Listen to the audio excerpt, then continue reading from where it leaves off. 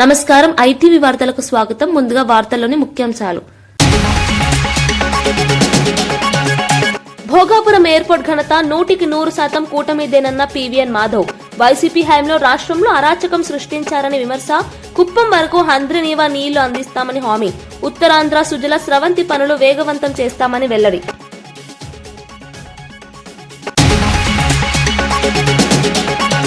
రాయలసీమ నీళ్లు అంశంపై రోజా స్పందన. రాయలసీమకు అన్యాయం జరుగుతుంటే ఏం చేస్తున్నావు అని పవన్ ను నిలదీసిన రోజా.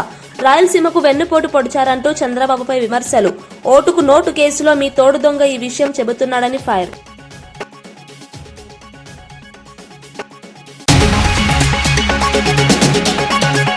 ఈవీ బ్యాటరీ సామర్థ్యం పెంపుపై ప్రభుత్వ చర్యలు. ఈవీ ఛార్జింగ్ స్టేషన్లు పెంచుతున్నామన్న మంత్రి పొన్నం. ఈవీ రాయితీలతో 900 కోట్ల పన్ను నష్టమని వెల్లడి. దీర్ఘకాల ప్రయోజనాల కోసమే ఈవీ పాలసీ కొనసాగింపు అని వెల్లడి.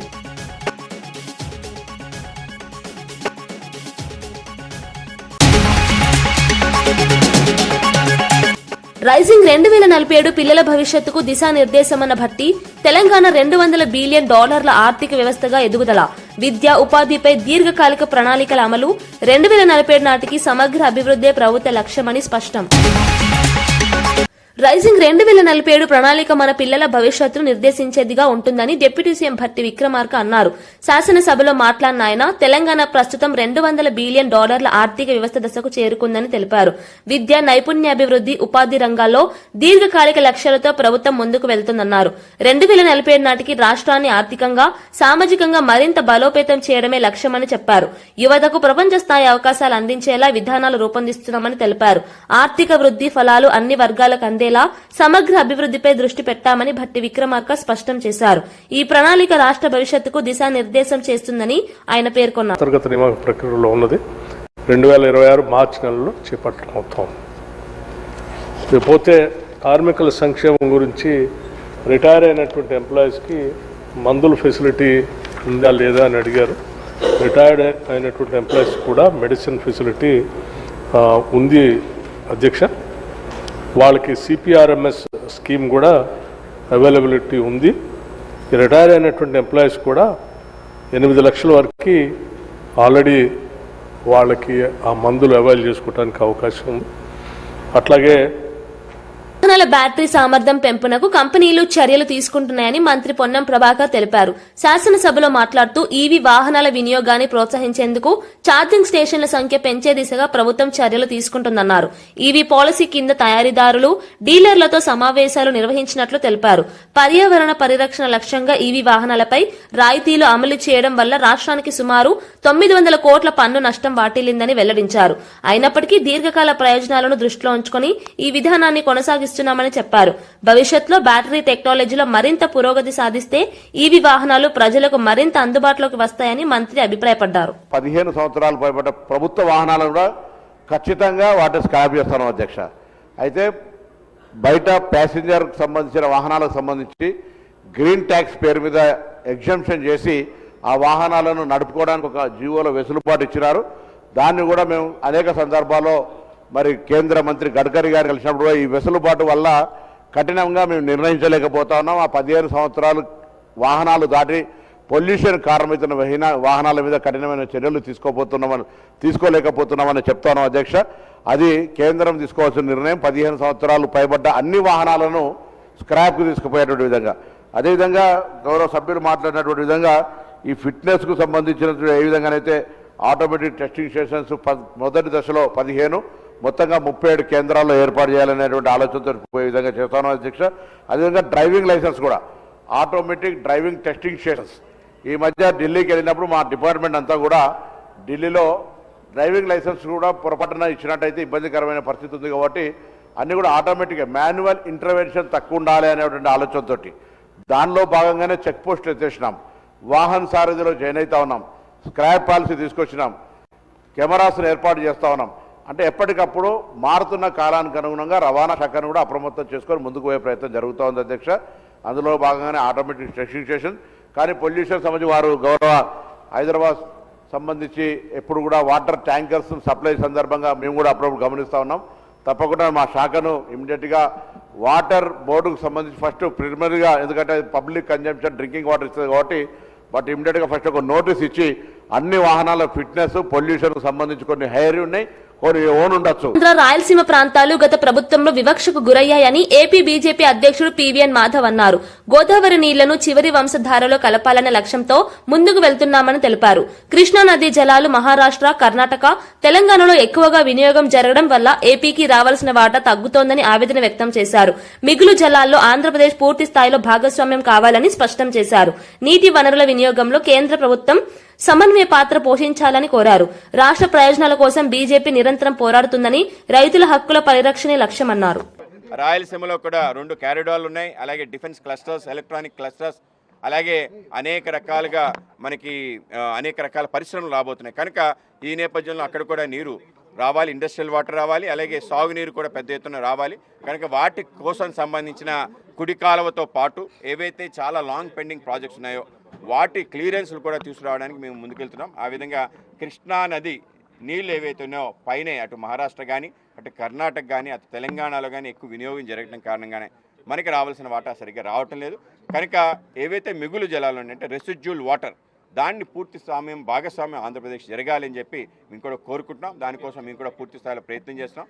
అయితే దాన్ని సరిగ్గా ప్రజెంట్ చేయాలి. రాష్ట్ర ప్రభుత్వం ఇవాళ తెలంగాణ చాలా ప్రొయాక్టివ్గా వాటికి సంబంధించిన అంశాలు మాట్లాడుతున్నాం. ఆంధ్రప్రదేశ్ కూడా ఆ విధంగా నిపుణులు ఉన్నారు, మన దగ్గర అద్భుతమైన వ్యక్తులు ఉన్నారు. కేఎల్ రావు గారి నుంచి ఇప్పటి నుంచి ఇరిగేషన్లో అతి గొప్ప ఇంజనీర్స్ ఉన్నారు. కనుక వాళ్ళందరి యొక్క వాళ్ళ సహకారం, అలాగే రిటైర్డ్ ఇంజనీర్స్ ఉన్నారు, వాళ్ళ యొక్క సహకారం తీసుకొని రాష్ట్రంలో తప్పనిసరిగా మనకు సంబంధించిన అన్ని రకాల వాటాలు తీసుకురావటం, ఏవైతే పెండింగ్ ప్రాజెక్ట్స్ ఉన్నాయో వాటి కూడా పూర్తి చేసుకోవడం, వేటికైతే క్లియరెన్స్ లేదో ఆ క్లియరెన్స్ కూడా పొందే విధంగా ప్రయత్నం జరగాలి. దాంట్లో మీ పూర్తి సహకారాన్ని అందిస్తాం. పారిశ్రామిక రసాయనాల కారణంగా భూగర్భ జలాల్లో ప్రమాదకర కారకాలు పెరుగుతున్నాయని మంత్రి శ్రీధర్ బాబు హెచ్చరించారు. ఇప్పటికైనా మేల్కొకపోతే హైదరాబాద్ కూడా ఢిల్లీలా మారే ప్రమాదం ఉందన్నారు. పర్యావరణ పరిరక్షణపై నిర్లక్ష్యం కొనసాగితే ప్రతి ఇంటికి ఆసుపత్రి అవసరమయ్యే పరిస్థితి వస్తుందని ఆందోళన వ్యక్తం చేశారు. పరిశ్రమల వ్యర్థాల శుద్దిపై కఠిన చర్యలు తీసుకోవాలని, కాలుష్య నియంత్రణ నిబంధనలను ఖచ్చితంగా అమలు చేయాలని సూచించారు. అభివృద్ది పేరుతో భవిష్యత్ తరాల ఆరోగ్యాన్ని తాకట్టు పెట్టకూడదని చెప్పారు. స్థిరమైన అభివృద్ది, పర్యావరణ సమతుల్యతతోనే నగరాల భవిష్యత్ సురక్షితంగా ఉంటుందని మంత్రి స్పష్టం చేశారు. కట్ చేయడం లేదు సార్. ఇక్కడ నేను మిమ్మల్ని కోరుతున్నాను as a legislative affairs minister, I'm putting an appeal through honourable state towards you sir. Here LA minister మాట్లాడినప్పుడు మీరు ఆ విధంగా స్పీకర్ సార్ మీరు కూర్చోండి, మాట్లాడినాక మీకు ఇస్తాను, కూర్చోండి సార్. ఈరోజు నేను మహేశ్వర్ రెడ్డి గారిని ఏం కోరుతున్నాను అంటే, హీ మేడ్ హిస్ పాయింట్ అధ్యక్ష. What ever you know MIM floor leader Saab has made a point, Maheshwar Reddy Sahab also has made a point. We will keep that into our discussion and will come back. Government will come back with a proper reply.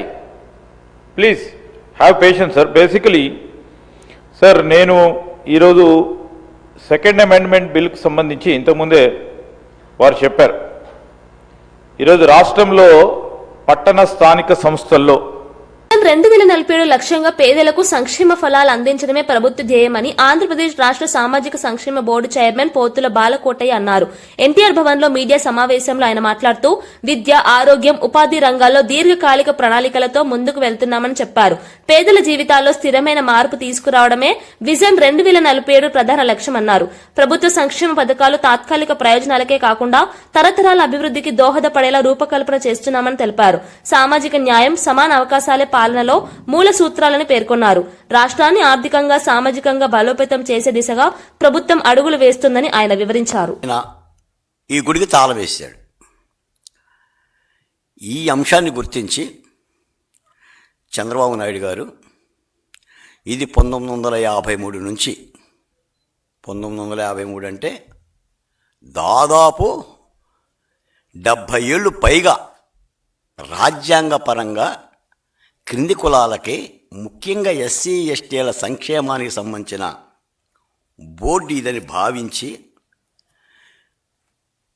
దుర్గాభాయ్ Deshmukh లాంటి వాళ్ళు కూడా ఈ బోర్డుకి జాతీయ స్థాయిలో అధ్యక్షులుగా చేశారని గుర్తించి ఈ బోర్డుని జీవో నెంబర్ 284 25/11/2025 ద్వారా బోర్డుని తిరిగి బతికించి, అంటే గుడిని తెరిచి మూసివేతకు గురైన గుడి తాళం తీసి బోర్డు చైర్మన్గా బాలకోటయ్య అయిన నన్ను నియమించారు.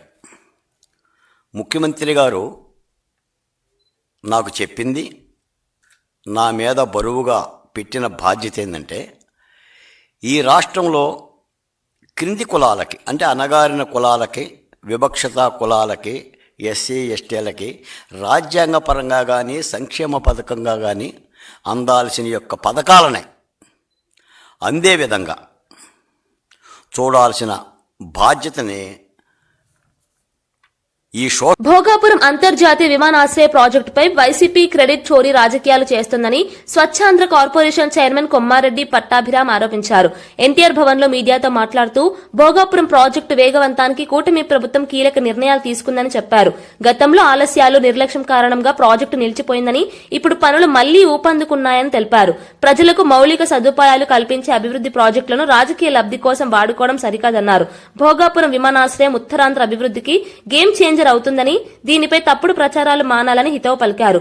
అభివృద్ధి విషయంలో వాస్తవాలను ప్రజలకు చెప్పాల్సిన బాధ్యత ప్రతిపక్షానికి ఉందన్నారు.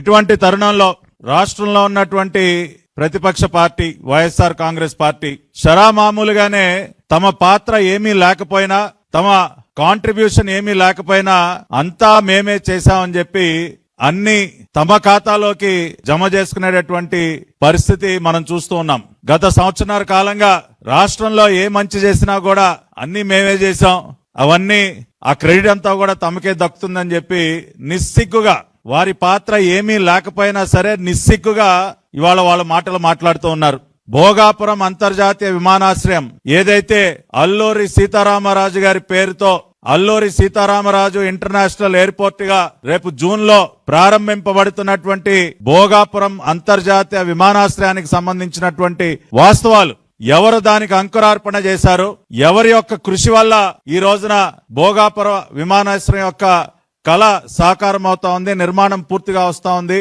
అన్నదానికి సంబంధించి ఒక్కసారి మనం వాస్తవాల్లో కనుక వెళ్ళినట్లయితే, ఇది ఫిబ్రవరి 2015లో ఆనాడు వచ్చినటువంటి వార్త. ఏదైతే మరి బెంగళూరులో జరుగుతున్నటువంటి ఎయిర్ షో, ఇంటర్నేషనల్ ఎయిర్ షోలో నారా చంద్రబాబు నాయుడు గారు పాల్గొన్నటువంటి దృశ్యం, ఆ రోజున కేంద్ర పౌర విమానయాన శాఖ మంత్రిగా ఉన్నటువంటి అశోక్ గజపతిరాజు గారు, అదేవిధంగా చంద్రబాబు నాయుడు గారు, ఆనాటి కేంద్ర సహాయ మంత్రి సుజనా చౌదరి గారు, వీరందరూ కూడా ఇంటర్నేషనల్ ఎయిర్ షో బెంగళూరులో పాల్గొన్న సందర్భంలో వారు ఆ రోజున ప్రకటించారు, భోగాపురంలో ఒక అంతర్జాతీయ విమానాశ్రయ నిర్మాణానికి మేము పూనుకుంటున్నామని చెప్పి ప్రకటిస్తూ వారు మాట్లాడినటువంటి వివరాలు కూడా ఈ వార్తలో మనం చూడొచ్చు. భోగాపురం వద్ద హైదరాబాద్ కి మించిన విమానాశ్రయాన్ని నిర్మించనున్నాం అని చంద్రబాబు నాయుడు గారు ప్రకటిస్తూ వైమానిక పరిశ్రమలకు ఎర్రతివాచి పరుస్తూ ఆ రోజున బెంగళూరులో వారు మాట్లాడినటువంటి మాటలు. ఫిబ్రవరి 20, 2015 నారా చంద్రబాబు నాయుడు గారు ఇంటర్నేషనల్ ఎయిర్ షో బెంగళూరులో వారు ప్రకటించినటువంటి విషయాన్ని, ఆ రోజు వచ్చినటువంటి వార్తను కూడా ఇక్కడ మీకు చూపిస్తూ ఉన్నాం. అంటే ఈ యొక్క ఆలోచనకి శ్రీకారం చుట్టింది నారా చంద్రబాబు నాయుడు గారు. రాష్ట్రానికి ఒక అంతర్జాతీయ విమానాశ్రయం అవసరం, ఉత్తరాంధ్ర ప్రాంతంలో ఈ విమానాశ్రయ నిర్మాణం జరగాలి, విశాఖపట్నం విమానాశ్రయానికి కొన్ని పరిమితులు ఉన్నాయి కాబట్టి మనం ఆల్టర్నేటివ్ గా ఒక ఇంటర్నేషనల్ ఎయిర్పోర్ట్ నిర్మించుకోవాలని తలపెట్టి వారు ఇంటర్నేషనల్ ఎయిర్ షో బెంగళూరులో మరి దాన్ని ప్రకటించారు. అసెంబ్లీలో వీబీజీ రామ్ కు వ్యతిరేకంగా తీసుకున్న తీర్మానాన్ని వెంటనే వెనక్కు తీసుకోవాలని బీజేపీ రాష్ట్ర అధ్యక్షుడు రామచంద్రరావు డిమాండ్ చేశారు. కాంగ్రెస్ ప్రభుత్వం పేద ప్రజలకు వ్యతిరేకంగా వ్యవహరిస్తోందని తీవ్ర ఆరోపణలు చేశారు. అవినీతి చేసే అవకాశం లేకపోవడమే కారణంగా వీబీజీ రామ్ ను లక్ష్యంగా చేసుకున్నారని విమర్శించారు. గోబెల్స్ ప్రచారానికి కాంగ్రెస్ తల్లి లాంటిదని ఘాటు వ్యాఖ్యలు చేశారు. కాంగ్రెస్ పాలనలో పారదర్శకత లేని పథకాలే కొనసాగుతున్నాయని, కేంద్ర ప్రభుత్వ సంక్షేమ పథకాలను కూడా సక్రమంగా అమలు చేయడం లేదని ఆక్షేపించారు. మహాత్మాగాంధీ, ఇందిరాగాంధీ, రాజీవ్ గాంధీ పేర్లే కాకుండా ఇతర పేర్లు పెట్టకూడదా అని ప్రశ్నించారు. ఈ తీర్మానం ప్రజాస్వామ్య స్ఫూర్తికి విరుద్దమని, వెంటనే రద్దు చేయాలని బీజేపీ డిమాండ్ చేస్తోంది. పెట్టిన వాళ్ళు ఈరోజు మాట్లాడుతున్నారు మహాత్మా గాంధీ గారి పేరు మీద. స్కీమ్ మీరు ఇంప్లిమెంట్ చేయకపోతే తెలంగాణ రైతులు నష్టపోతారు. కనీసం ఈ యొక్క పథకమైన గ్రామీణ ప్రాంతంలో 125 రోజులు వారికి గ్రామీణ ప్రాంతంలో వారికి ఉపాధి పథకం ఏది ఉందో దీన్ని అమలు పరిచేయడానికి చేసే ప్రయత్నం చేయండి. వ్యక్తులకు, మీ ఎమ్మెల్యేలకు, మీ సంబంధించిన నాయకులకు ఎక్కడ కూడా దీంట్లో అవినీతి చేసే స్కోప్ దొరకదు. అందుకే మీరు దీన్ని వ్యతిరేకిస్తున్నారు. దయచేసి నేను రేవంత్ రెడ్డి గారు చెప్తా ఉన్నాను, మీరు ఆ తీర్మానాన్ని మళ్ళీ వాపసు చేయండి. స్వాతంత్ర్యం వచ్చి 78 ఏళ్లు గడిచినా కేంద్రంలో బీసీలకు ప్రత్యేక మంత్రిత్వ శాఖ లేకపోవడం బాధాకరమని బీసీ సంక్షేమ సంఘం జాతీయ అధ్యక్షుడు ఆర్ కృష్ణయ్య అన్నారు. హైదరాబాద్ బషీర్బాగ్ ప్రెస్ క్లబ్ లో నిర్వహించిన సమావేశంలో ఆయన మాట్లాడుతూ బీసీల హక్కుల కోసం కేంద్ర ప్రభుత్వంపై నిరంతరం ఒత్తిడి తెస్తామని స్పష్టం చేశారు. విద్యుత్ శాఖలో ఖాళీగా ఉన్న పోస్టులను తక్షణమే భర్తీ చేయాలని డిమాండ్ చేశారు. నూతన పెన్షన్ స్కీమ్ కారణంగా ఉద్యోగులు తీవ్రంగా నష్టపోతున్నారని, పాత పెన్షన్ విధానాన్ని తిరిగి అమలు చేయాలని కోరారు. బీసీలు దేశాభివృద్ధికి వెన్నెముక లాంటి వారని, అయినా సరైన ప్రాతినిధ్యం లభించడం లేదని ఆవేదన వ్యక్తం చేశారు. ఈ అంశంపై దేశవ్యాప్తంగా ఉద్యమాలు చేపడతామని హెచ్చరించారు. ఈ మున్సిపాలిటీలో ఖచ్చితంగా 42% అమలు చేయాలని, లేని పక్షంలో కాంగ్రెస్ కు తీరని నష్టం జరుగుతుంది, ఈ బీసీలకు ద్రోహం చేసిన పార్టీగా మిగిలిపోతుందని చెప్పి హెచ్చరిస్తున్నారు. మంత్రి పదవులను భరించారు, 1000 కోట్లు లూటీ చేస్తున్నారు, బీసీలకు ద్రోహం చేస్తున్నారని చెప్పి మేము విమర్శిస్తున్నాం. గత ప్రభుత్వ హయాంలో అశాస్త్రీయంగా జరిగిన మండలాలు, రెవెన్యూ డివిజన్లు, జిల్లాల విభజనను సరిదిద్దుతామని మంత్రి పొంగులేటి శ్రీనివాసరెడ్డి హామీ ఇచ్చారు. శాసనసభలో ప్రశ్నోత్తరాల సమయంలో ఆయన మాట్లాడుతూ ఒకే నియోజకవర్గంలోని మండలాలు వేర్వేరు జిల్లాల్లో ఉండే పరిస్థితి ఏర్పడిందని చెప్పారు.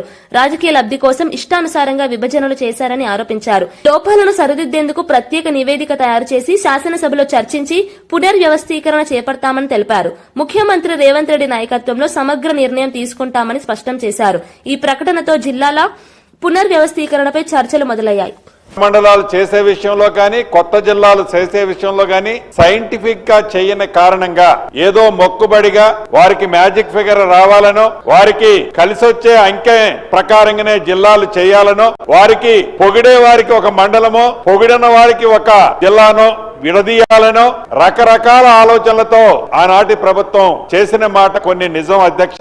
దీన్ని తప్పకుండా గౌరవ ముఖ్యమంత్రి గారితో, కేబినెట్ తో చర్చించిన తర్వాత ఇదే సభలో దీన్ని చర్చించి రాష్ట్ర వ్యాప్తంగా అన్సైంటిఫిక్ గా ఏవైతే జరిగాయో వాటిని సైంటిఫిక్ గా చేయాల్సిన అవసరం ఉందని వ్యక్తిగతంగా నేను కూడా భావిస్తూ, తప్పకుండా ప్రభుత్వం ఇటువంటి విషయాలను పరిశీలించు. కొత్త మండలాలు నిజంగా అవసరం ఉన్న దగ్గర ఆనాడు ఇవ్వలేదు, కొత్త డివిజన్లు నిజంగా అవసరం ఉన్న దగ్గర కూడా ఇవ్వలేదు అధ్యక్ష. కొన్ని జిల్లాలు చూస్తే 2-3 మండలాలు ఒక జిల్లా కింద ప్రకటించారు. కొన్ని జిల్లాలు ఈనాటికి చాలా విశాలంగా 17-18 మండలాలతో కొన్ని జిల్లాలు ఇబ్బంది ఉన్నాయి. డెఫినెట్ గా వీటన్నిటి మీద కూడా ప్రభుత్వం పరిశీలించి ఒక నివేదికను తెప్పించుకొని ఈ శాసనసభలో చర్చించి నిర్ణయం తీసుకుంటడం జరుగుద్దని వేదిక ద్వారా తెలియజేస్తున్నాను. గోదావరి జిల్లా అనపర్తి రైల్వే స్టేషన్ లో జన్మభూమి సూపర్ ఫాస్ట్ ఎక్స్ప్రెస్ హాల్టింగ్ ను ఎంపీ దగ్గుబాటి పురంధేశ్వరి మరియు ఎమ్మెల్యే నల్లమిల్లి రామకృష్ణారెడ్డి ప్రారంభించారు. ఈ సందర్భంగా పురంధేశ్వరి మాట్లాడుతూ సంక్రాంతి పండుగను అనపర్తిలో 10 రోజుల ముందే జరుపుకుంటున్న భావన కలుగుతుందన్నారు. ఈ హాల్టింగ్ తో ప్రయాణికులకు ఎంతో సౌకర్యం కలుగుతుందని తెలిపారు. స్థానిక అభివృద్ధిలో రైల్వే సదుపాయాలు కీలకమని, అనపర్తి ప్రాంతానికి ఇది చారిత్రక ఘట్టమన్నారు. ప్రజల దీర్ఘకాలిక డిమాండ్ నెరవేరిందని స్థానికులు హర్షం వ్యక్తం చేశారు. ఒక రకంగా చెప్పాలంటే సంక్రాంతి పండుగ ఇవాళ అప్పుడే అనపర్తిలో మనం నిర్వహించుకుంటున్నాం అనేటువంటి భావన ఖచ్చితంగా కలుగుతుంది. ఎందుకంటే ఈ ప్రాంత ప్రజల యొక్క చిరకాల వాంఛ, అనేక సంవత్సరాలుగా ఏదైతే జన్మభూమి హాల్ట్ ఇక్కడ ప్రజలు ఆకాంక్షిస్తూ వచ్చారో ఇవాళ దాన్ని మనం సార్థకం చేసుకున్నటువంటి రోజు ఇవాళ. 2024 ఎన్నికల సందర్భంలో ప్రజల వద్దకు మేము వెళ్ళినప్పుడు మమ్మల్ని అడిగినటువంటి మొట్టమొదటి అభ్యర్థన ఏమిటంటే ఇక్కడ జన్మభూమి హాల్ట్ చేయించాలి అని. నేను ఈ రోజు హృదయపూర్వకంగా అశ్విని వైష్ణవ్ గారికి, ప్రధాని నరేంద్ర మోడీ గారికి కూడా నా ధన్యవాదాలు తెలియజేస్తున్నాను. ఎందుకంటే వెంటనే ఈ విషయం ఎప్పుడైతే అశ్విని వైష్ణవ్ గారి దృష్టికి స్థానిక శాసనసభ సభ్యులు నల్లమిల్లి రామకృష్ణారెడ్డి గారి సహకారంతో తీసుకుని వెళ్లామో వారు దానికి సానుకూలంగా స్పందించి అక్కడ ఉన్నటువంటి రైల్వే అధికారులతో కూడా చర్చించి ఏ విధంగా ఇక్కడ ఈ స్టాప్ మనం సాధించవచ్చో వారు తన వంతు సహకారాన్ని మాకు సంపూర్ణంగా అందించారు. కనుక వారికి హృదయపూర్వకంగా నా ధన్యవాదాలు తెలియజేస్తున్నాను. అదే విధంగా మేము చెప్పినట్లుగా ఈ ప్రాంత అభివృద్ధికి ఎప్పటికప్పుడు స్థానిక శాసనసభ సభ్యుల యొక్క సహకారంతో విషయాలు మా దృష్టికి తీసుకొస్తున్నటువంటి సందర్భంలో వాటిని పరిష్కరించుకుంటూ ముందుకు వెళ్తున్నటువంటి నేపథ్యంలో ప్రజల యొక్క ఆశీర్వాదం ఎప్పుడు కూడా మాతోటి ఉంటుందని చెప్పి నేను విశ్వసిస్తున్నాను. నమస్కారం. గౌరవ పార్లమెంట్ సభ్యులు పురంధరేశ్వరి గారు చెప్పినట్టుగా అనపర్తికి సంక్రాంతి 10 రోజులు ముందుగా వచ్చింది. అదేవిధంగా అనపర్తిలో వీరులమ్మ జాతర 10 రోజులు ముందుగానే ఈ గ్రామంలోకి రావడం జరిగింది. ఇవాళ ఆనంద ఉత్సాహాల మధ్యన గౌరవ పార్లమెంట్ సభ్యుల చేతుల మీదుగా జన్మభూమి హాల్ట్ ఇక్కడ ప్రారంభించుకోవడం జరిగింది. ఈ కార్యక్రమానికి కర్త కర్మ క్రియ అంతా గౌరవ పార్లమెంట్ సభ్యులు పురంధరేశ్వరి గారు, వారు ఎస్వి వైష్ణవ్ గారితో మాట్లాడడం, ప్రధానమంత్రి గారితో మాట్లాడడం, ఇవన్నీ వారు నిర్వహించి ఏదైతే ఇచ్చిన మాట ప్రకారంగా ఇవాళ జన్మభూమి హాల్ట్ అనపర్తి ప్రాంత ప్రజానీకానికి కానుగ్గా, సంక్రాంతి కానుగ్గా మేడం ఇచ్చారు. వారికి హృదయపూర్వకంగా కృతజ్ఞతలు తెలియజేసుకుంటూ ఈ ప్రాంత అభివృద్ధి కోసం గౌరవ పార్లమెంట్ సభ్యులతో కలిసి అన్ని విధాలుగా ఈ ప్రాంతాన్ని అభివృద్ధి చేయడమే ధ్యేయంగా ముందుకెళ్తాం. అభివృద్ధి సంక్షేమాన్ని మేళవించి సుపరిపాలన అందించడమే ఇవాళ కూటమి యొక్క లక్ష్యం.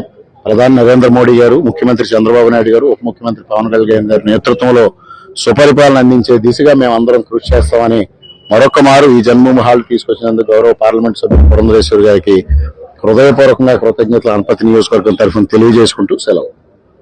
పాలమూరు రంగారెడ్డి ఎత్తిపోతల పథకానికి స్వల్ప నీటి లభ్యత ఉన్న జూరాల కాకుండా నీటి లభ్యత ఉన్న శ్రీశైలం బ్యాక్ వాటర్ ను సోర్స్ గా మార్చింది నాటి బీఆర్ఎస్ ప్రభుత్వమేనని మాజీ మంత్రి వి శ్రీనివాస్ గౌడ్ స్పష్టం చేశారు. ఈ పథకంలో ఇంకా మిగిలిపోయిన 10% పనులను వెంటనే పూర్తి చేసి రైతులకు న్యాయం చేయాలని ప్రభుత్వాన్ని డిమాండ్ చేశారు. కేవలం 45 టీఎంసీలకే ఒప్పుకుంటే ఇప్పటికే నిర్మించిన ప్రాజెక్టులు ఎండిపోయే ప్రమాదం ఉందని హెచ్చరించారు. పాలమూరు ప్రాంత రైతులకు సాగునీరు అందకపోతే ఉద్యమాలకు దిగుతామని తెలిపారు.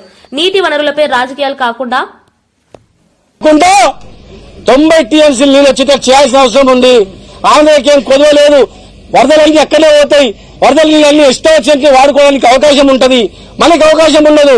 40 టీఎంసీలు ఒప్పుకుంటే మళ్ళీ ఆ ప్రాజెక్టులు కట్టిన ప్రాజెక్టులన్నీ కూడా ఎండిపోయి ఉంటాయి కనుక దయచేసి ఆ పనులకు పూనుకోవద్దని చెప్పి పార్టీలకు అతీతంగా కాంగ్రెస్ లో ఉన్నటువంటి కార్యకర్తలారా, మీరు కూడా రైతు బిడ్డలే, రైతులే, మనం బతుకుతేనే రైతు కిందనే మనం బతికి వెళ్ళాం.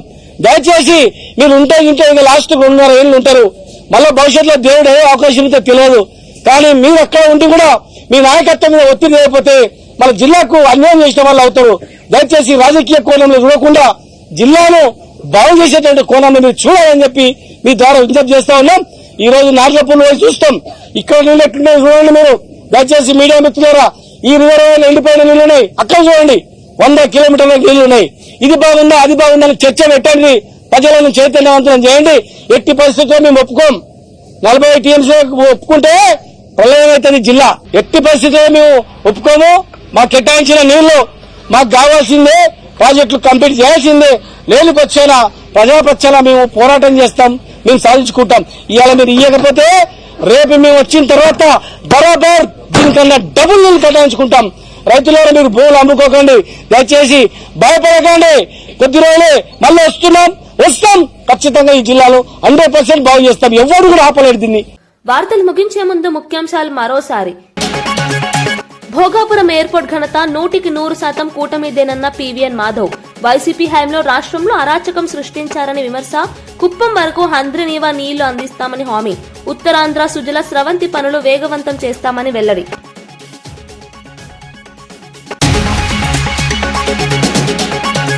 రాయలసీమ నీళ్లు అంశంపై రోజా స్పందన. రాయలసీమకు అన్యాయం జరుగుతుంటే ఏం చేస్తున్నావు అని పవన్ ను నిలదీసిన రోజా.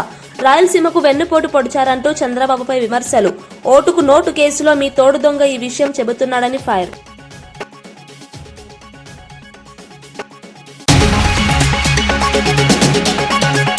ఈవీ బ్యాటరీ సామర్థ్యం పెంపుపై ప్రభుత్వ చర్యలు. ఈవీ ఛార్జింగ్ స్టేషన్లు పెంచుతున్నామన్న మంత్రి పొన్నం. ఈవీ రాయితీలతో 900 కోట్ల పన్ను నష్టమని వెల్లడి. దీర్ఘకాల ప్రయోజనాల కోసమే ఈవీ పాలసీ కొనసాగింపు అని వెల్లడి.